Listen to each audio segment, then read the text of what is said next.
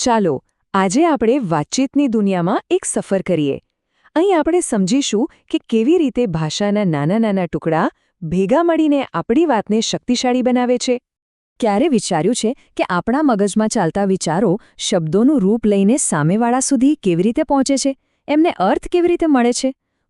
આ બધી રમત છે શબ્દોની ગોઠવણની. કેવી રીતે આપણે શબ્દોને એક સાથે મૂકીએ છીએ એ જ તો ભાષાનો અસલી જાદુ છે. અને આ જાદુનો પાયો શું છે? એ છે વાક્ય, જેને આપણે વિધાન પણ કહીએ છીએ. સીધી અને સરળ ભાષામાં કહીએ તો શબ્દોનો એવો સમૂહ જેનો કોઈ ચોક્કસ મતલબ નીકળે. જેમ કે રામ શાળાએ જાય છે. આ સાંભળીને આખી વાત સમજાઈ જાય છે, ખરું ને? કોઈ અધૂરું નથી લાગતું. પણ શું બધા વાક્યો સરખું જ કામ કરે છે? બિલકુલ નહીં. જેમ પેઇન્ટર પાસે અલગ અલગ રંગો હોય છે, એમ આપણી પાસે વાતચીત કરવા માટે અલગ અલગ ટૂલ્સ એટલે કે સાધનો છે.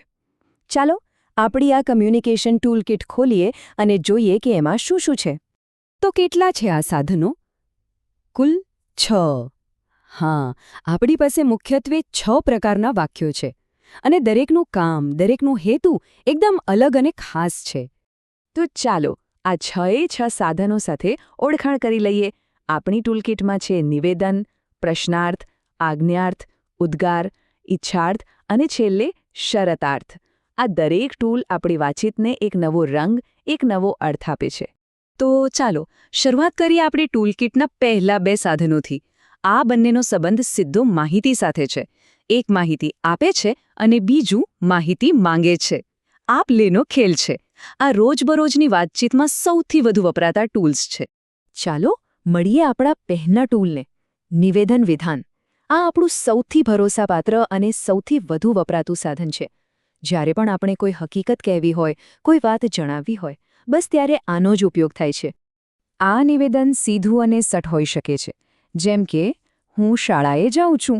આ એક હકારાત્મક નિવેદન થયું, પણ એ નકારાત્મક પણ હોઈ શકે છે. જેમ કે હું શાળાએ નથી જતો. બંને કિસ્સામાં એક વાત સ્પષ્ટ છે, એક હકીકત રજૂ થઈ રહી છે. ઓકે, તો હવે વારો છે આપણા બીજા ટૂલનો. આ ટૂલ આપણી જિજ્ઞાસાનું પ્રતીક છે. એ છે પ્રશ્નાર્થ વિધાન. આનું કામ એકદમ સીધું છે. જ્યારે પણ મનમાં સવાલો ઉઠે ત્યારે આ સાધન હાથમાં લેવાનું.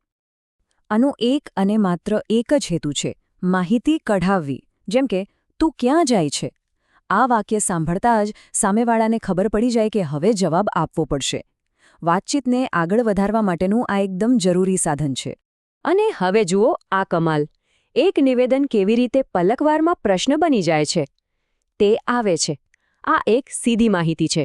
પણ એની આગળ ફક્ત એક શબ્દ ઉમેરો, શું? શું તે આવે છે? અને બસ વાક્યનો આખો મકસદ જ બદલાઈ ગયો. છે ને ગજબની વાત? સારું, તો માહિતીની આપલે તો થઈ ગઈ. હવે આપણી ટૂલકિટના આગલા 2 સાધનો પર જઈએ. આ સાધનોનું કામ માહિતી આપવાનું નથી, પણ કંઈક કરાવવાનું છે, અથવા તો દિલની લાગણીઓ વ્યક્ત કરવાનું છે. ત્રીજું ટૂલ છે એક્શન માટે. આ છે આજ્ઞાર્થ વિધાન.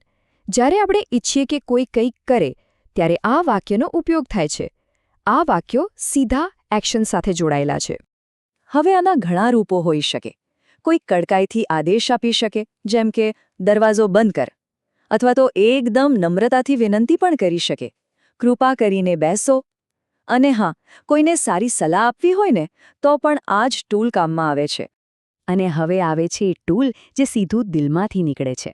આ છે આપણું ચોથું સાધન, ઉદ્ગાર વિધાન. જ્યારે પણ કોઈ મજબૂત લાગણી, કોઈ ભાવ અચાનક બહાર આવે ને, ત્યારે આ વાક્ય જન્મે છે. આનંદ હોય, આશ્ચર્ય હોય કે પછી દુઃખ, આ બધી તીવ્ર લાગણીઓ આ વાક્યો દ્વારા વ્યક્ત થાય છે. જેમ કે વાહ, કેટલું સુંદર છે. અને આની ઓળખ એકદમ સહેલી છે. વાક્યના અંતે પેલું ઉદ્ગાર ચિહ્ન, એ જ આની નિશાની છે. ઓકે, તો હવે આપણે આપણી ટૂલકિટના છેલ્લા 2 અને સૌથી ખાસ સાધનો તરફ જઈ રહ્યા છીએ. આ સાધનો થોડા વધુ ઊંડાણવાળા છે. આ આપણને આપણી ઈચ્છાઓ અને અલગ અલગ સંભાવનાઓ વિશે વાત કરવામાં મદદ કરે છે. આપણું 5મું ટૂલ છે ઈચ્છાર્થ વિધાન. નામ પરથી જ ખબર પડી જાય છે નહીં? જ્યારે આપણે કોઈના માટે કંઈક સારું ઈચ્છીએ, કોઈને આશીર્વાદ આપીએ કે પ્રાર્થના કરીએ, ત્યારે આ ટૂલનો ઉપયોગ થાય છે. આ વાક્ય દ્વારા આપણે આપણી શુભેચ્છાઓ અને સારા ઈરાદાઓને શબ્દોનો આકાર આપીએ છીએ. જેમ કે કોઈને દિલથી આશીર્વાદ આપવા હોય તો આપણે કહીએ, ભગવાન તને સુખ આપે. આ શુદ્ધ ભાવનાની અભિવ્યક્તિ છે.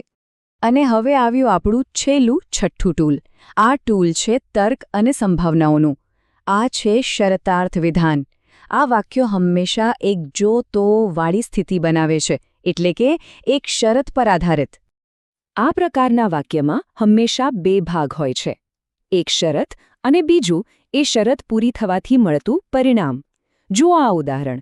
જો તું ભણશે તો પાસ થશે. પાસ થવાનું પરિણામ સીધું ભણવાની શરત સાથે જોડાયેલું છે. એકદમ લોજિકલ. તો આપણે આ 6 ટૂલ્સ જોયા. પણ આ બધું જાણવાનો અસલી મતલબ શું છે? શું આ માત્ર વ્યાકરણનો એક નિયમ છે? ના, બિલકુલ નહીં. આનો અસલી મતલબ છે કે સાચા સમયે સાચી વાત કહેવા માટે સાચા ટૂલનો ઉપયોગ કરવો. એ જ એક સારા કમ્યુનિકેટરની નિશાની છે. તો ચાલો એકદમ ફટાફટ આખી ટૂલકિટ પર નજર ફેરવી લઈએ. હકીકત કેવી છે? નિવેદન વાપરો. કંઈક જાણવું છે? પ્રશ્નાર્થનો ઉપયોગ કરો. કોઈને કંઈક કહેવું છે? આજ્ઞાર્થ છે ને? દિલની વાત કહેવી છે? ઉદ્ગાર વાપરો. દુઆ આપવી છે? ઈચ્છાર્થ કામ લાગશે. અને જોતોની વાત કરવી છે તો શરતાર્થ હાજર છે. આ ટૂલ્સનો સાચો ઉપયોગ એ ગેરંટી છે કે જે કહેવા માંગો છો એ જ અર્થમાં સામેવાળા સુધી પહોંચશે. યાદ રાખો, યોગ્ય વાક્યરચના પસંદ કરવી એ આપણા વિચારને વધુ સ્પષ્ટ અને વધુ અસરકારક બનાવવાની ચાવી છે. તો હવે પછી જ્યારે પણ કોઈની સાથે વાત કરો ત્યારે એક ક્ષણ માટે વિચારજો, તમારા આગામી સંદેશમાં કયું ટૂલ ફિટ બેસશે? તમારો સંદેશ શું કહેવા માંગે છે?